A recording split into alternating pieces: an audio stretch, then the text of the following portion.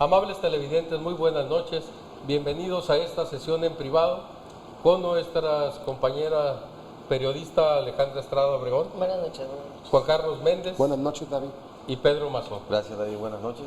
Y pues vaya que hay temas para analizar y comentar de esta semana que concluye. Se llevó a cabo la Asamblea Nacional.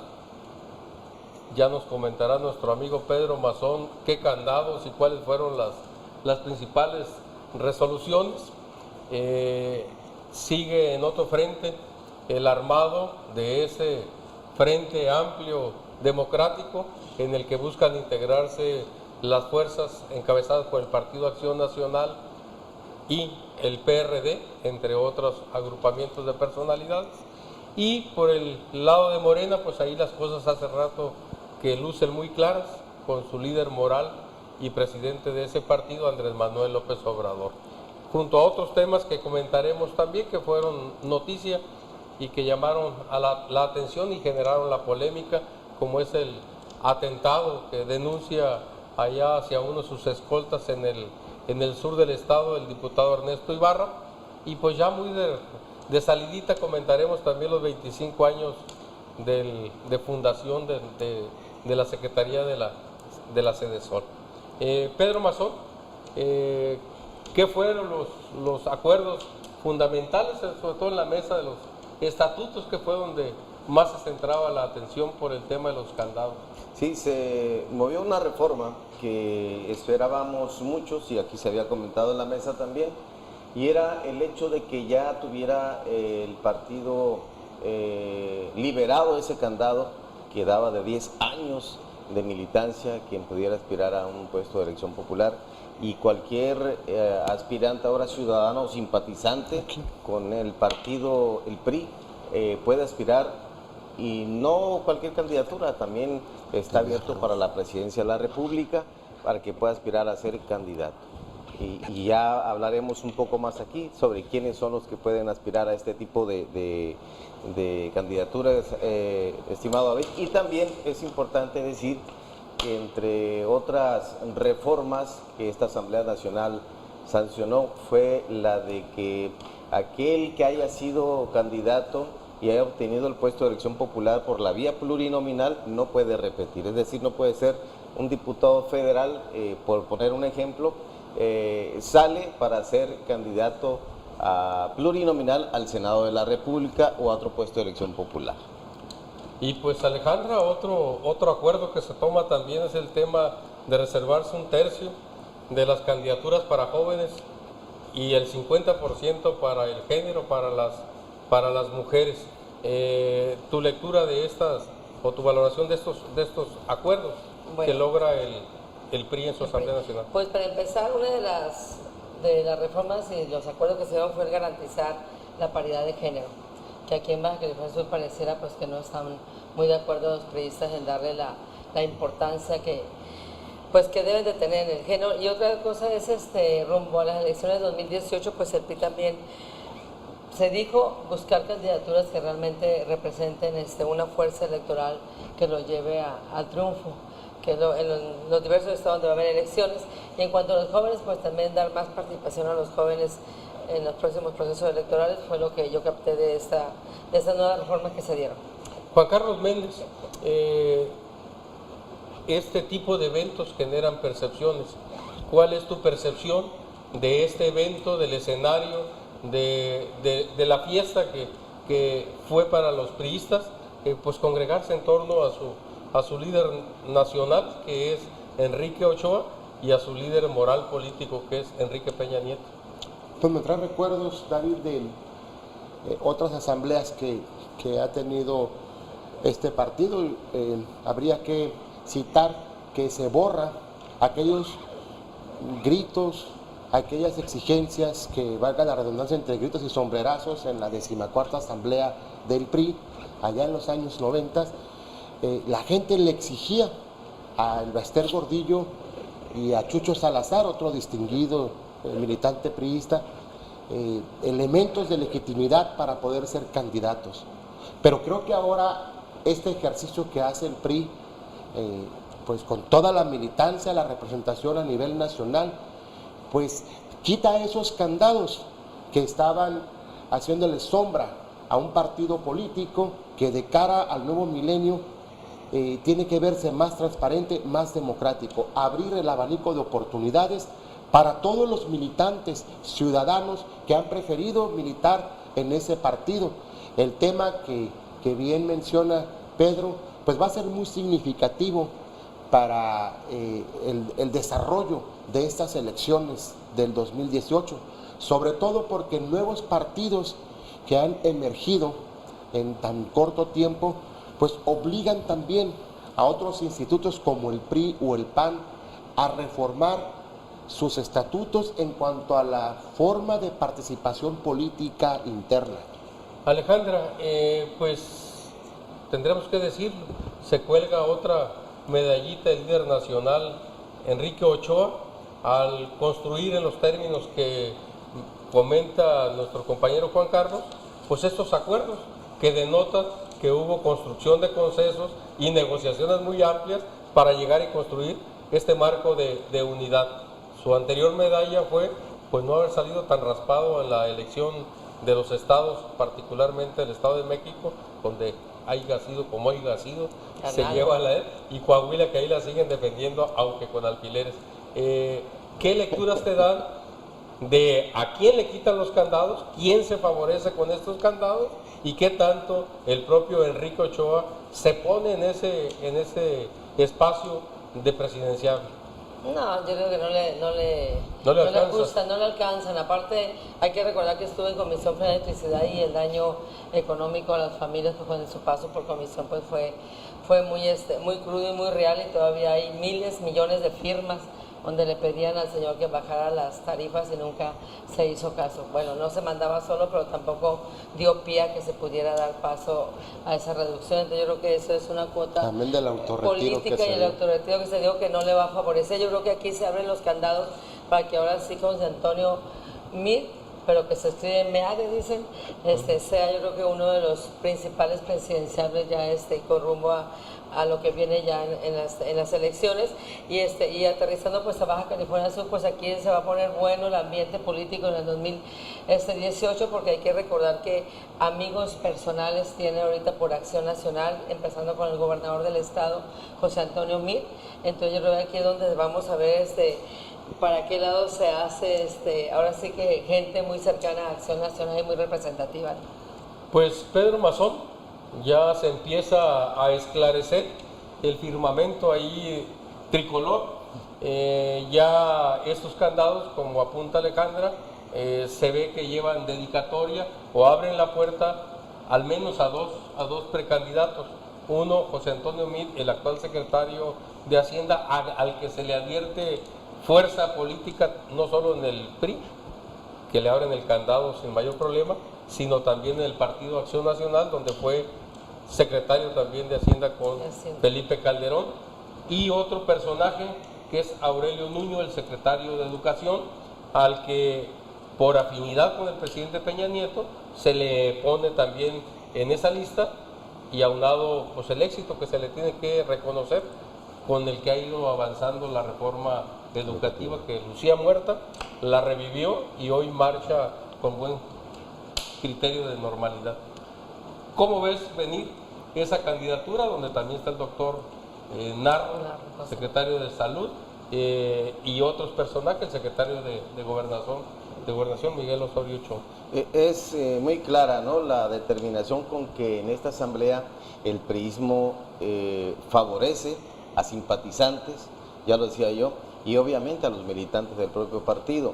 La realización de la asamblea es una exigencia propia de las autoridades electorales. El Instituto Nacional Electoral habrá que revisar muy bien esta asamblea, cómo fue aprobada, cuáles fueron los cambios que se dieron.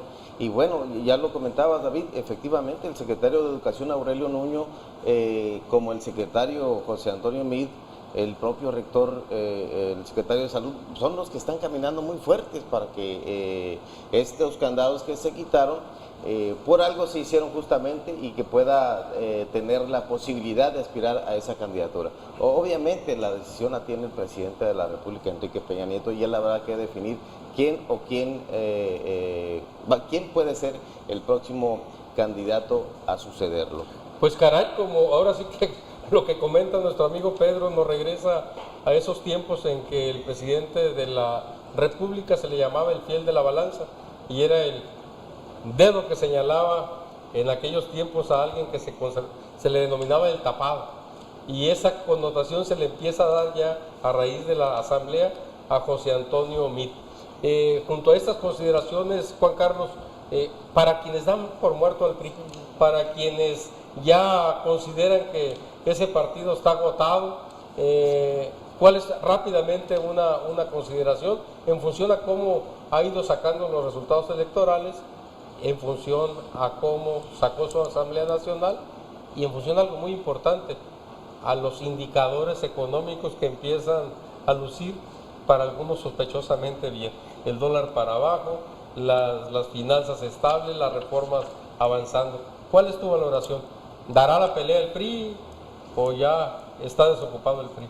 Creo que si se consideran los resultados al final de su asamblea, puede ser un partido que esté en la competencia. Yo creo, David, que esta reforma a estos estatutos fue obligado el partido a las circunstancias que se vive. Un partido que desde hace 4 años ha venido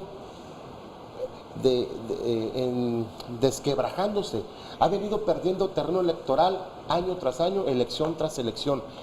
Si bien es cierto, se habla de triunfos o que pasó la prueba por haber ganado elecciones en alguna entidad federativa, creo que es la obligación y era el deber del presidente de ese partido, Ochoa Reza.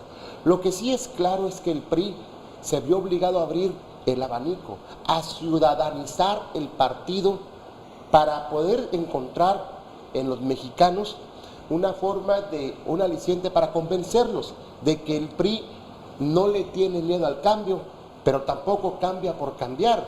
Entonces, no creo yo, con el respeto a las opiniones de mis compañeros, que sea por dirigir a una persona un mensaje como José Antonio Meade.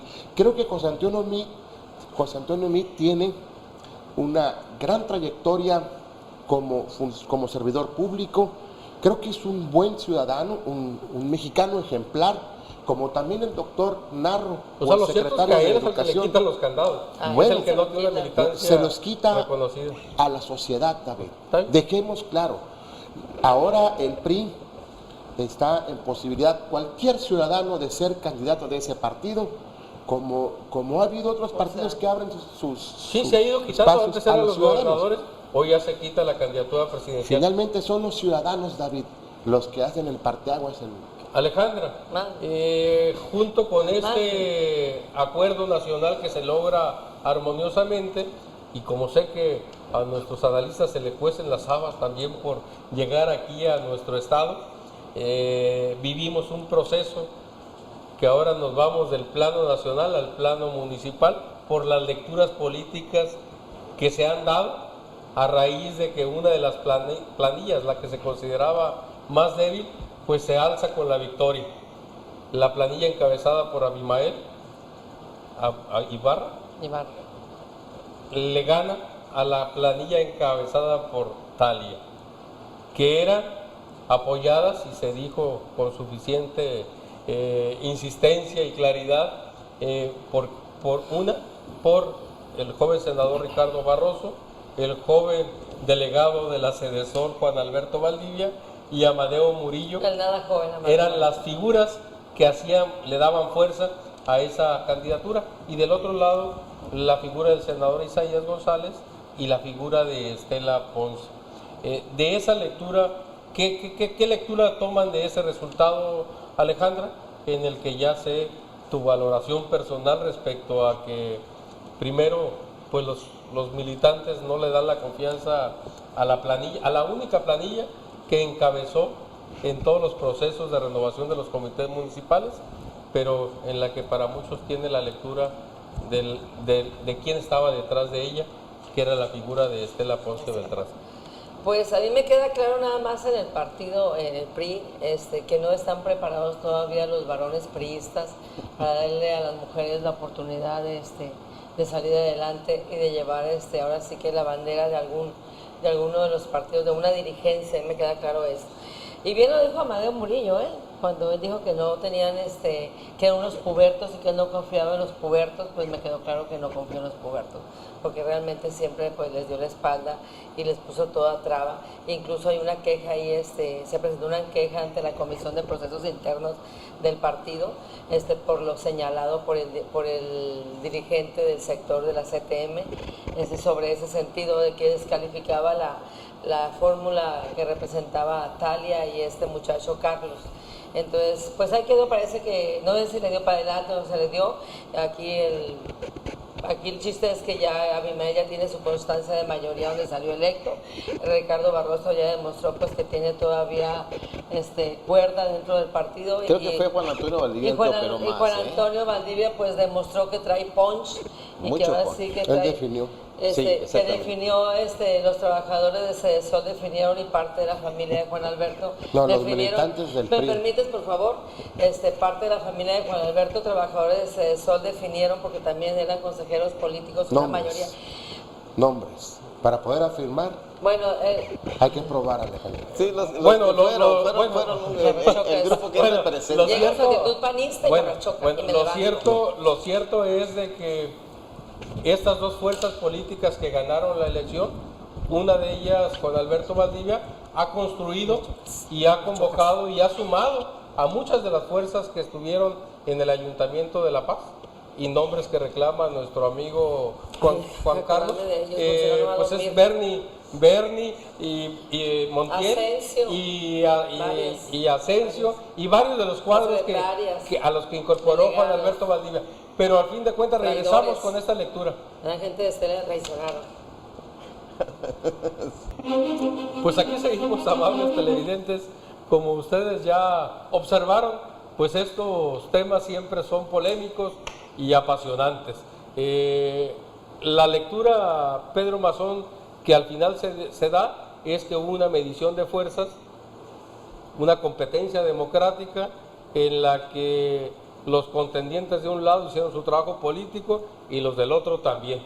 Y en unas urnas que ahí sí vimos que eran transparentes, pues definieron y eligieron con su voto secreto los consejeros. Consejeros que efectivamente responden a intereses de las cabezas que operan al interior del PRI.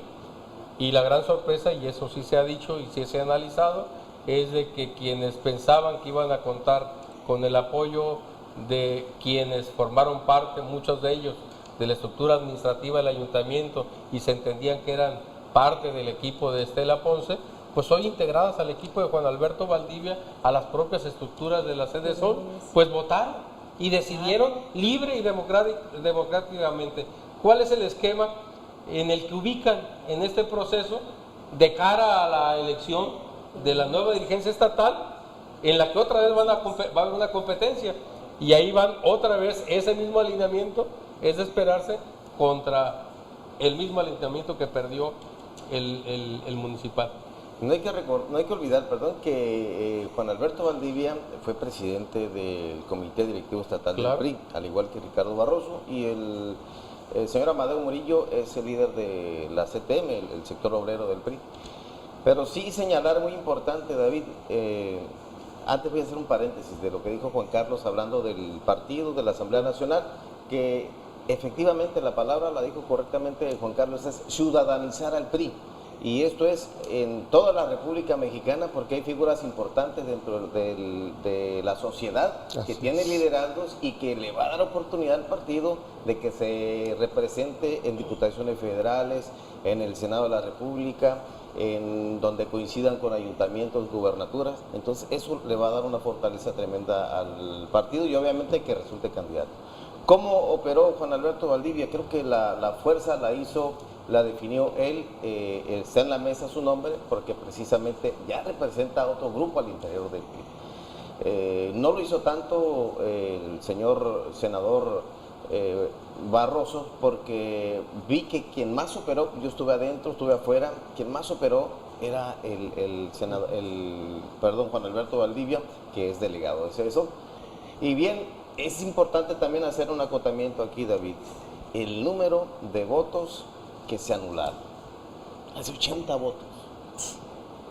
Entonces es importante saber que con ninguna de las dos planillas esos votos nulos están de acuerdo. Entonces hay que rescatar a esos consejeros que no están de acuerdo o no coinciden con los grupos políticos que representan al PRI y mucho menos con quienes están al frente de esta planilla. Como diría el clásico, haya sido como haya sido, como dijo Alejandro ahorita, pues ya está sobre la dirigencia el joven Abimael, ya están sobre el control político de la capital del estado, estas figuras que se ponen sobre la mesa, Ricardo Barroso y Juan Alberto Valdivia, y están con la vista puesta en el comité directivo estatal del PRI.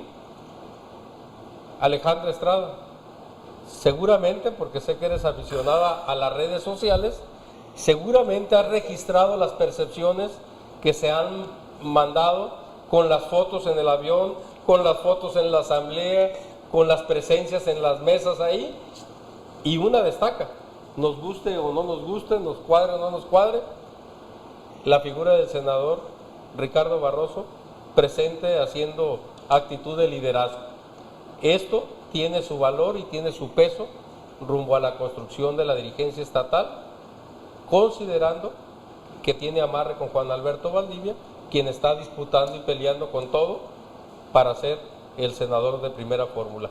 ¿Qué tanto esas percepciones son correctas o qué tanto tienes las tuyas, Alejandro? Pues sí, hace mucho que está trabajando para ser el candidato, pero por la vía pluri al Senado, Juan Alberto Valdivia. Eso es obvio, con el apoyo pues quedó claro de Ricardo Barroso. Ahorita que me pedí aquí mi amigo muy interesado en nombres, yo no más te puedo decir que de la familia de Juan Alberto Valdivia pues votó el generalísimo Antonio Valdivia, que es su papá, y votó su hermana también, y eso está en los videos que nosotros estuvimos transmitiendo en vivo, porque no nos perdimos todo el proceso desde que llegaron a registrarse los consejeros políticos, donde fue la familia también la que votó, y muy en su derecho de ser consejeros políticos, pero me pedías nombre y te doy nada más los CESOs, y aparte pues de buena parte, como unos 20 empleados de CESOR que también por ahí estuvieron, y muy válidos también, porque en su momento pues fueron gente de Estela Ponce, hoy gente de Juan Alberto Valdivia, que también muy válido su participación, pero ahí estuvieron y fueron quienes formaron parte para que ganara ahora sí que la fórmula presentada de Abimael con la señora Marisela Ayala, a quien deberían de haberle dado la posición de presidenta por ser una mujer, por ser gente del sector de la CTM que representa y le dé a Amadeo Murillo Aguilar, por debería haberle dado la oportunidad al género en ese momento, y una vez más se demostró que la misoginia sigue presente en el PRI, y lo dijo Estela Ponce en la entrevista que se le dio al final de cuentas, cuando le preguntamos que por qué las mujeres seguían siendo platos de segunda mesa en las posiciones dentro del partido. Ella lo dijo muy claro y ante las cámaras de varios medios de comunicación, que todavía existía algo de misoginia dentro del PRI. Juan Carlos, Misoginia. Juan Carlos, expresión pública también en ese escenario de la diputada federal Estela Ponce fue de que no consideraba que mermara su fuerza o su liderazgo político personal. Para muchos analistas esto es particularmente a ella a quien le resta fuerza por haber sido la líder moral de este ayuntamiento y política de este ayuntamiento. No parecería como un doble golpe muy reciente, porque ahora con este mandato de la asamblea, pues ella, que es plurinominal, estaba aspirando a ser también senadora plurinominal. No, yo creo, sin duda, pues si se ve desde esa perspectiva, pues pudiera ser un revés. Me parece que los resultados que obtuvo la planilla ganadora al PRI municipal, pues es la definición que hizo Juan Alberto Valdivia. Eso no lo esperaban nadie. Sí, fue una sorpresa. De hecho, se veía una competencia que favorecía a la fórmula de Talia. Pero este es un mensaje muy claro para Ricardo Barroso. Ricardo Barroso en los últimos meses, yo lo he dicho, para reafirmar lo que anda solo, no tiene liderazgo, anda perdido. De no haber entrado al juego y haber operado Juan Alberto Valdivia, Ricardo Barroso y Amadeo Murillo se hubieran quedado como los grandes traidores al delegado nacional, porque le hicieron manita de coche, David. No respetaron el acuerdo. Ok, suponiendo que hubiera habido ese acuerdo y suponiendo, ese acuerdo hubo, y David. suponiendo que la construcción del acuerdo haya sido con los que tenían facultad para acordar, porque a lo mejor hicieron acuerdo, pero no los que debían, tan así que salió esa otra planilla, pero en fin, como insistiríamos, como ustedes ahí están ya, Ismael, Alejandra, les irá a alcanzar por esta misma vía de rebeldía que menciona Juan Carlos, que se hacen del comité municipal, les irá a alcanzar también por esta vía de aparente rebeldía o de rebeldía, hacerse del comité estatal a ese agrupamiento, a Barroso, a Valdivia y a Amadeo Murillo? Yo creo que las condiciones para el comité directivo estatal van a ser diferentes. Aquí sí va a intervenir el Comité Ejecutivo Nacional. Para la dirigencia estatal nunca se mandan solos y a lo mejor nada más existe una planilla buscando la unidad realmente. Después de la Asamblea Nacional, a lo mejor se viene otra serie de cómo se va. El sábado se registra. Por eso, pero sí, mira, por ejemplo, a ver, ¿qué dice ahorita? A ver, ¿quiénes se van a registrar? Ricardo Barroso, ok, Axel Sotelo, Jesús Flores, que está afirmando que sí se va a registrar. Noé López, que también se quiere registrar. Javier Desertó, está Fernanda Villarreal, que dice que se va a registrar contra viento y marea, y porque ya se dijo que no se va a permitir que ninguna mujer se registre. Anita Beltrán, porque ya se le puso un candado que dice que si ya fuiste presidenta por elección o que ya estuviste no vas a poder. Yo creo que ahí va a ser el Comité Ejecutivo Nacional que va a intervenir. Pues ahí nos vamos a ver analizando y comentando cómo se registran las planillas, si hay varias o hay una de unidad para el estatal, qué tanta intervención tiene el Comité Ejecutivo Nacional o qué tanto se dan los acuerdos en el ámbito local. Pedro Mazón, donde las cosas han estado también ya poco a poco manejándose sin llegar ya a la contundencia que tiene Morena y sin llegar ya a la contundencia que tiene el PRI en este paso que da. En el Partido Acción Nacional la apuesta es al Frente Amplio Democrático, este agrupamiento de fuerzas, pero como que al interior del PAN las cosas todavía no se acomodan adecuadamente y los términos en que Margarita Zavala se expresa, califica y descalifica a su líder nacional Ricardo Anaya, pues son de llamar la atención. Hoy por la mañana escuchábamos en una entrevista radiofónica local pues los términos de Margarita Zavala señalando que el PAN luce pasmado y de que hay señales de cobardía por no tomar decisiones que privilegien la fortaleza del partido en lugar del proyecto personal del líder Anaya. ¿Cómo ves tú ese escenario y esos tiempos que lleva el Partido Acción Nacional a nivel nacional? Está el PAN todavía en una situación de duda, de incertidumbre, precisamente por estos grupos al interior, el que encabeza Margarita Zavala y otros que no permiten operar como debe de ser al presidente Anaya.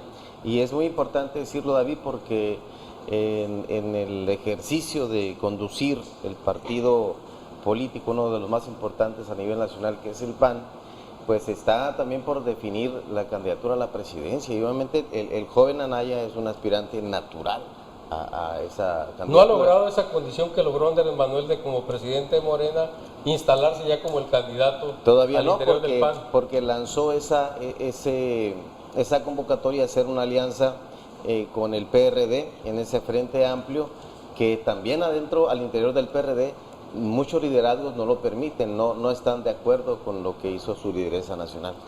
Juan Carlos, una eventual candidatura de José Antonio Meade, el secretario de Hacienda, decía Alejandra que tendría lecturas locales por esas relaciones tan fuertes de amistad que hay con el grupo político que gobierna Baja California Sur, específicamente el gobernador Carlos Mendoza y el secretario de Finanzas Isidro Jordán. Pero a nivel nacional, la eventual candidatura presidencial de José Antonio Meade también mete ruidos y también mete líneas de análisis al interior del proceso de selección de candidato del PAN. ¿Cuál es tu lógica? ¿Cómo ves tú ese escenario? Pues sin duda, todas las cosas que pasen en un partido político nacional van a influir en otro. El tema que mencionaba ahorita Pedro en la mesa, el de Andrés Manuel López Obrador, pues ha influido también en la toma de decisiones de todos los partidos políticos.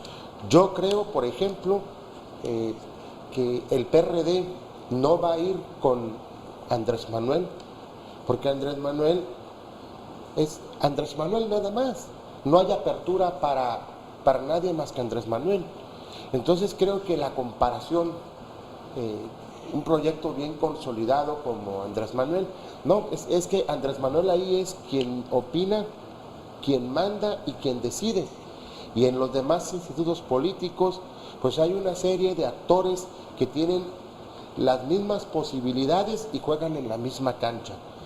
Las declaraciones de Margarita Zavala sin duda son desafortunadas, porque ella es una de las figuras presidenciables que tiene Está recorriendo el PAN, país en esa como condición. el propio presidente Anaya, como también Moreno Valle, como también el exgobernador de Guanajuato De Baja California. y de Baja California, Ernesto Rufo. Pero también en este eventual frente opositor, pues también tenemos, ya Graco Ramírez dijo que no, que él que aprovechen su experiencia y su militancia en el PRD. Pero también está el jefe de gobierno del Distrito Federal. O sea, sí hay tela de dónde cortar para una candidatura en un frente común. Y si se mencionara que no hay coincidencias, por supuesto que las ha habido, David. Ahora sí que yendo con Alejandra, y no precisamente Barrales, nuestra compañera Alejandra Estrada, dice Juan Carlos que el problema con Morena es de que ahí es Andrés Manuel y solo Andrés Manuel. Lo cierto es de que ya es ahorita una alianza formal y acuerdo ya firmado por su Congreso Nacional de que va Morena y el PT. Hizo un exhorto, no le gustó al PRD en los términos que le hizo el exhorto de sumarse previo a la elección del Estado de México, pero en este momento, Alejandra, el fenómeno de Andrés Manuel, que por cierto viene este fin de mes a recorrer la parte norte de Baja California Sur, y ahora sí que hay que decirlo, ranchando. O sea, en esa lógica que ha tenido Andrés Manuel de tantos años de precampaña, de ir a las comunidades por pequeñas o alejadas que sean. Alejandra, el tema de Morena en Baja California Sur, ya está definido quién va a ser el candidato presidencial de ese partido.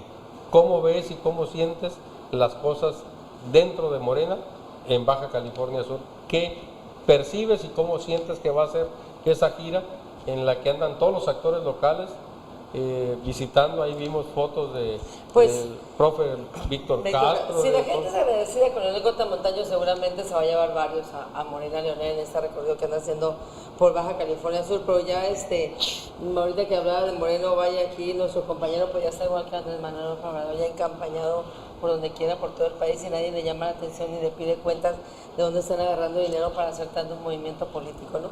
En el caso pues en ese bloque que están haciendo y en ese acuerdo que hay del PAN-PRD contra el PRI para no dejarlo llegar en los 2018. ¿Es contra el PRI o contra Morena? Pues más bien es contra el PRI, yo siento, ¿no? Porque ya saben que Morena, pues no creo que se vayan, más bien con el PRI, porque si quisieran irse contra Morena, pues también sumaban al PRI, ¿no?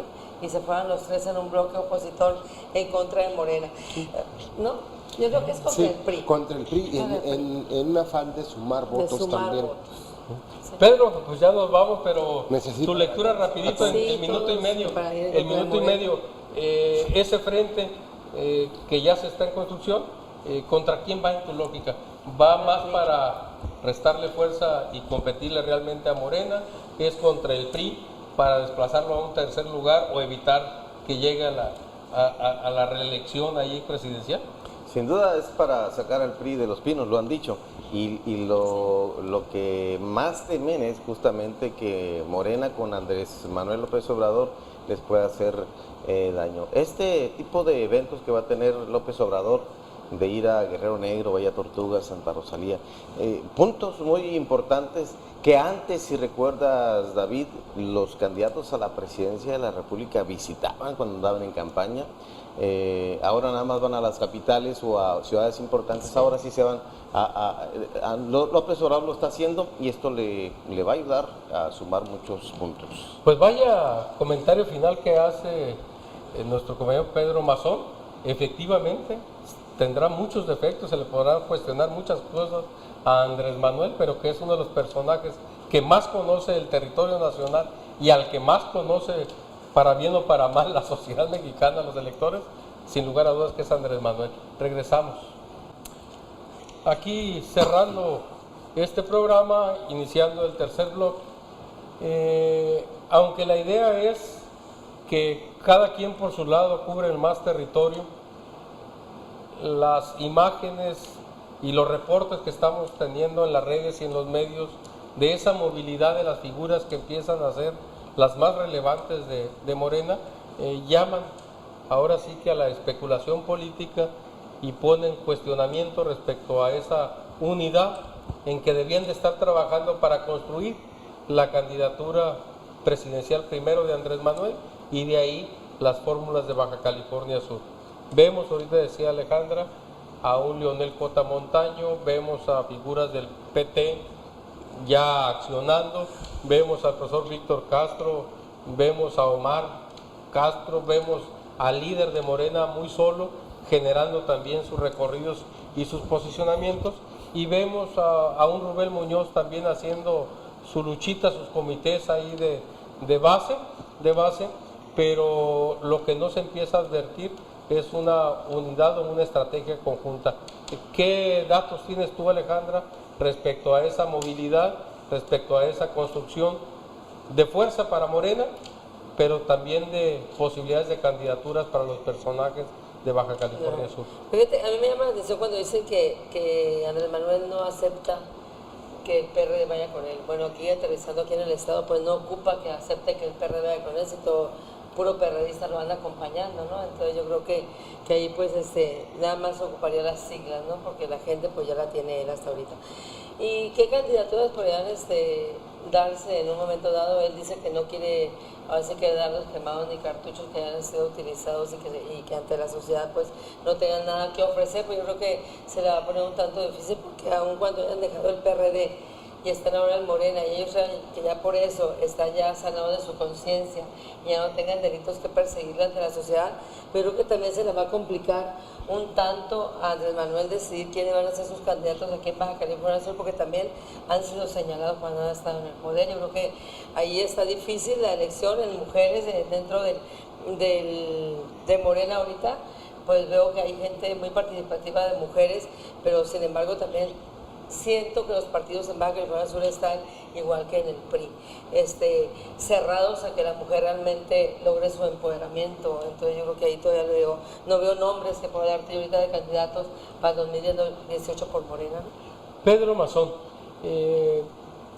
siendo y no siendo santo de la devoción quizás, negar la fuerza electoral, política electoral, con que llegó Leonel Cota Montaño a gobernar, negar la fuerza con la que entregó la gubernatura, pues se dijo en aquel momento a quien era su alfil, su pariente, a Narciso Agúndez.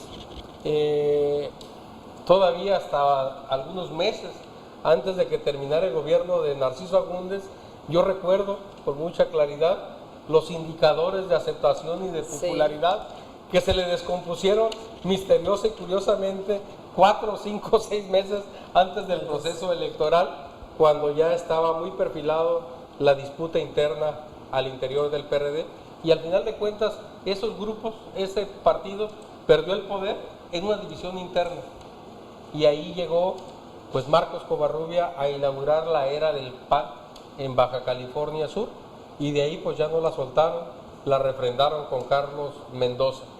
¿Qué es lo que le ha pasado a esos agrupamientos de las izquierdas que no han tenido la capacidad de reorganizarse, de movilizarse, de defender su patrimonio político electoral?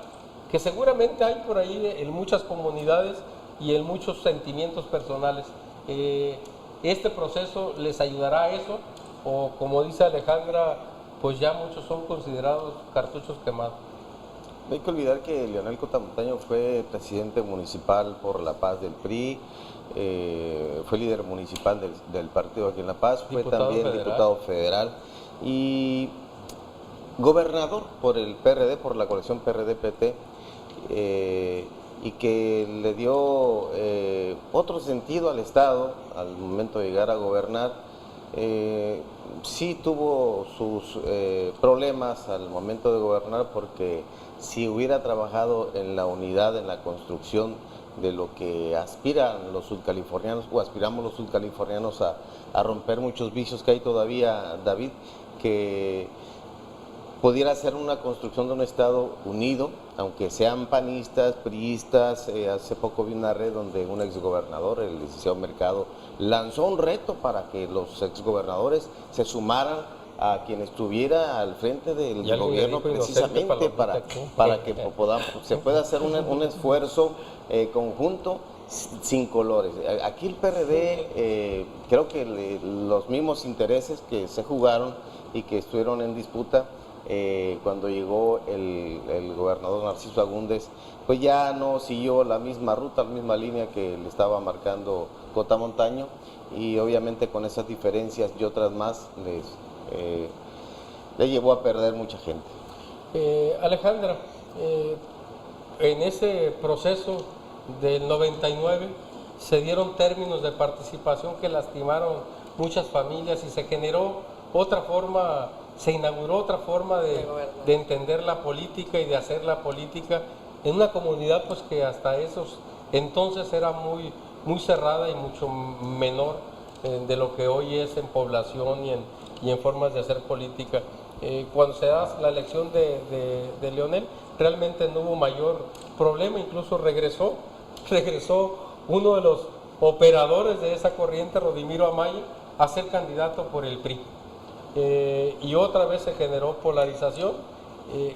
¿Qué tanto esos términos en que se ha dado la política de rompimientos, de polarización, ha inhibido eso que dice, a lo que convoca el licenciado Mercado, a ir más allá de los partidos, más allá de las broncas electorales y hacerle una apuesta por Baja California Sur?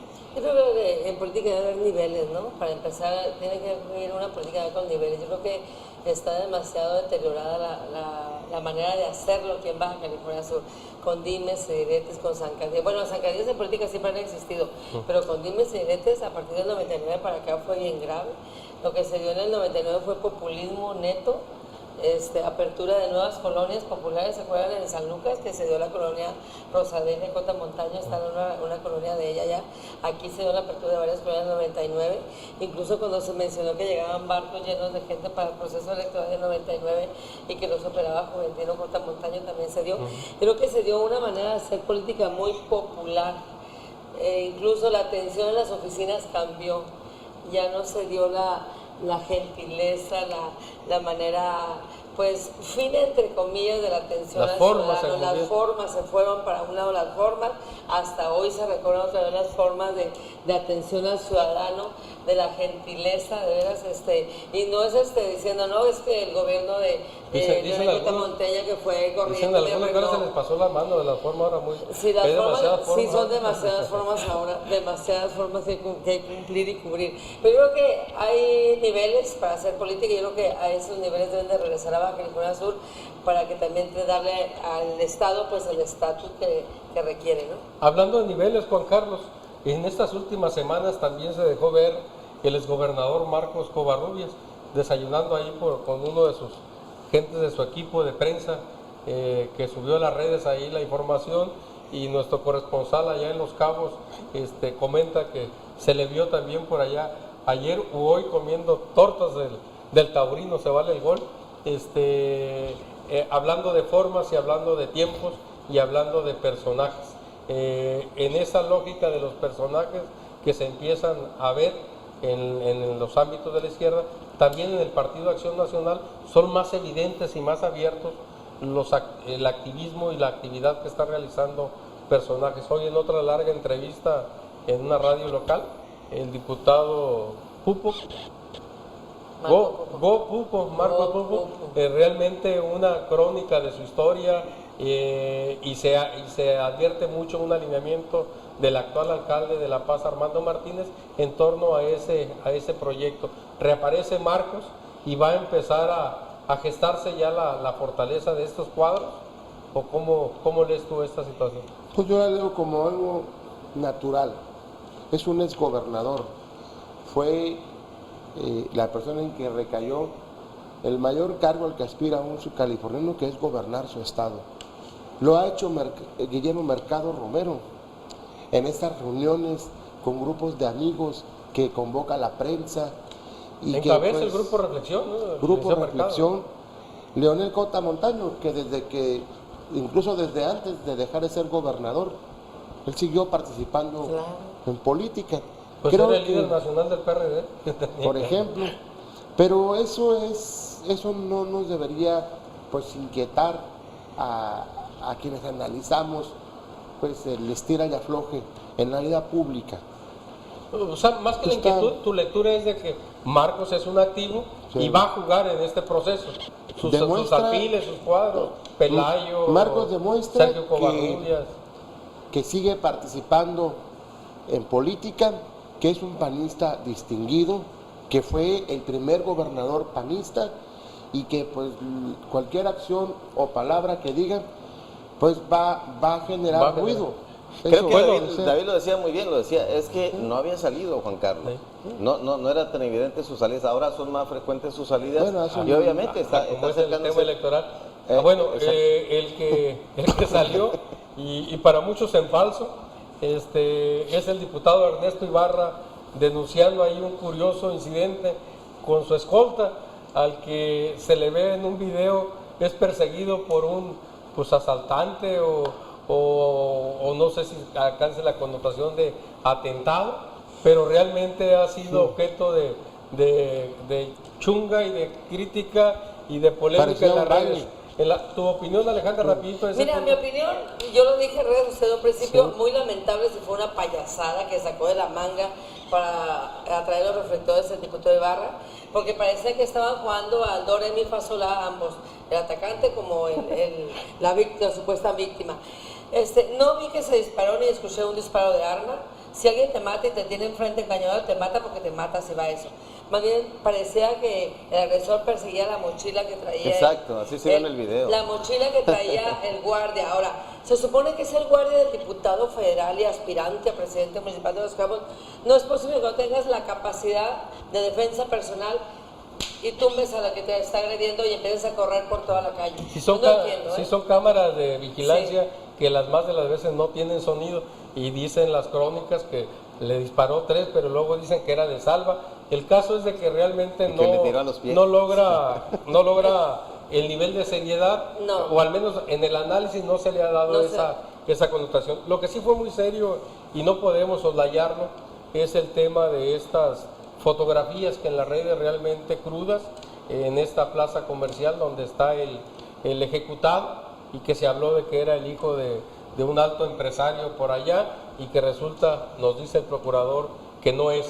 Sigue el tema de la delincuencia organizada, sigue el tema de las ejecuciones, y algo que me gustaría cerrar con eso muy rápidamente, Alejandra, el tema de este ejecutamiento que hacen vecinos cuando un amigo se mete a robar. Yo creo que, si mal no recuerdo, es el primer incidente de este tipo donde un delincuente del fuero común pierde la vida en manos de ciudadanos indignados que no esperan la acción de la justicia y toman justicia por su Lo propio que mano. debe ser para evitarse eso es las reformas al nuevo sistema de justicia penal, que es lo que está orillando al ciudadano a que tome cartas en el asunto y que ahora sí que haga justicia por su propia mano. No es posible que te roben y el sistema los proteja y los deje libres, al rato vuelven a delinquir. Yo creo que ahí está el error en el sistema. Pues ese tema ha sido ya objeto de muchas reflexiones respecto al nuevo sistema de justicia penal acusatorio, en el que por las normas que establece, pues al delincuente se le registra y se le da libertad. Por un lado, dicen muchos, de que pues ya realmente no hay dónde acomodar a tantos ciudadanos que han violentado la ley y que tienen que librar su proceso. Y como que los espacios son reservados a aquellos delincuentes de alto impacto, pero estos malandros que están afectando el patrimonio de todas las familias, pues no tienen forma de ser detenidos. Se les detiene, se les registra, se les abre proceso, pero se les da la libertad para que libren su proceso precisamente en y luego, libertad. como no puede ser procesado por el mismo delito 2 veces, pues sigues cometiendo más delitos porque ya es procesado por uno. Pues esa ha sido nuestra agenda de temas. Nos faltó y nos quedó estos 25 años de la Sedesol, que hoy se celebraron con bombo y platillo a nivel nacional, en la presencia del presidente Enrique Peña Nieto y con la asistencia de los delegados de Sedesol en el país, que como dato curioso, nos decía una gente muy cercana allá, más del 50% de los delegados federales abandonan el cargo ahora ya en próximas fechas para irse en busca de una candidatura, lo que nos habla de lo que es esa importantísima delegación. Una plataforma político-electoral muy interesante. Muy buenas noches. Muchas gracias, compañeros. Muy buenas noches, amables televidentes. Buenas noches.